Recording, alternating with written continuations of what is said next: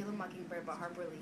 The book is about Scout Finch, a young 9-year-old girl who goes through trials and tribulations in the city of Macomb, Alabama during the year 1935.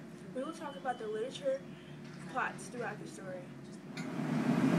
The setting of the story is in 1933 to 1935 in the fictional town Macomb, Alabama. The narrator of the story is Scout Finch, a 9-year-old girl.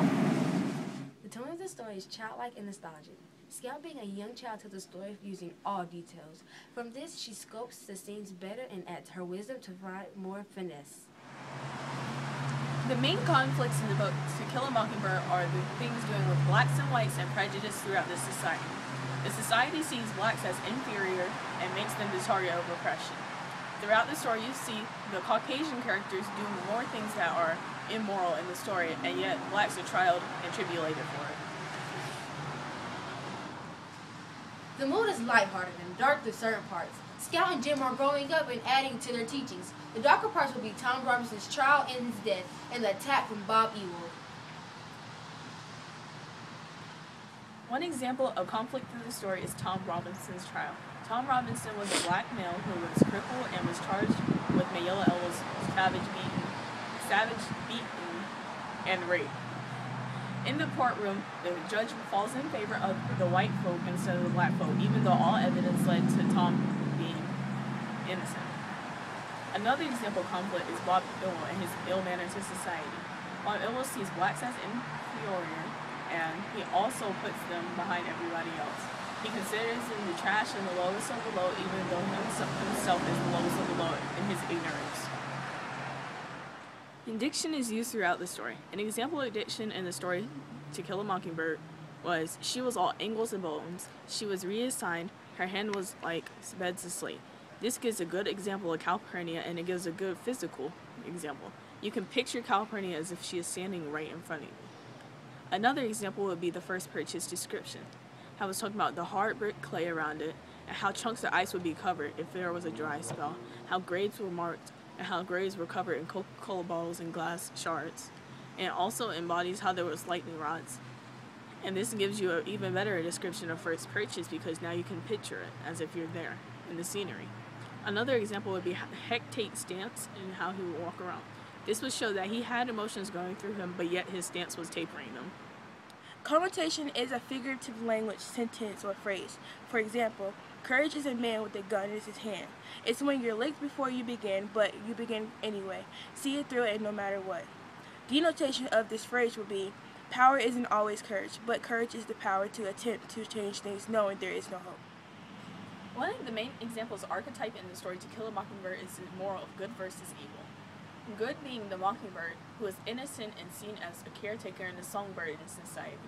The evil is the world around it that influences it and mocks its beauty. And the mockingbirds in this story would be Boo Radley and Tom Robinson.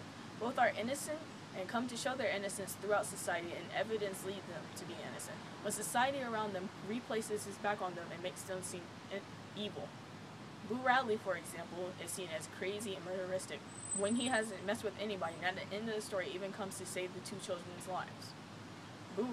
Tom Robinson is an innocent black man who did not commit rape. Evidence led to him being not guilty, but at the same time, they led him to being guilty due to the black who was black.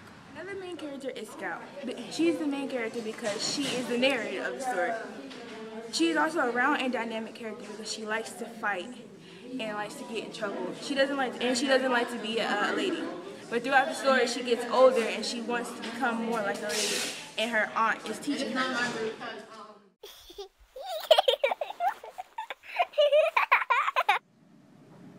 Atticus is another main character in the book, but static. He's the father of Jim and Scout. He teaches them very long life lessons using his wisdom.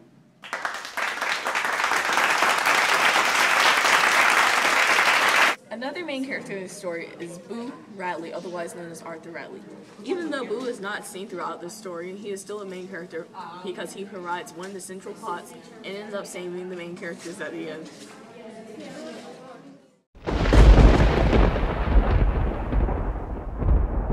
Jim is a major character. He is dynamic. His father is Atticus and his sister is Scout. Jim has grown from the beginning of the book to the end of the book. He's become a more mature and responsible young man. Good job, Jim.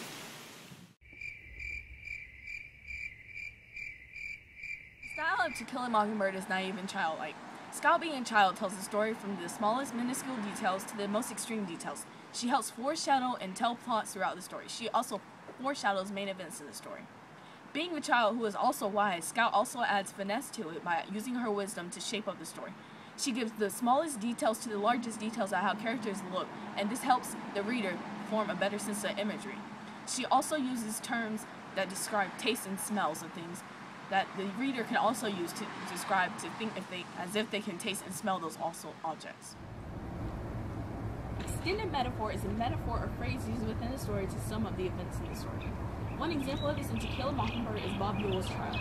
Bob Yole, a Bantam of a man-row, strutted to the stand, the back of his neck reddening at the sound of the name. When he turned around to take oath, he saw someone at his neck was as red as the rest of him. We also saw no resemblance to his namesake. A shock of whipsy hair, new washed hair stood up from his forehead, no chin to speak of it, and this seemed to be a part of his creepy neck. The extended metaphor is used a lot to refer to him as being a chicken in someone guilty. Imagery or the sensory detail that helps you to see somebody or envision a person in literature, it helps us throughout the story. This dialect helps us sum up how Tom Robinson will look and his guilt in him. And Scout describes him very well as a young child who uses also wisdom and the finesse of different details to form him.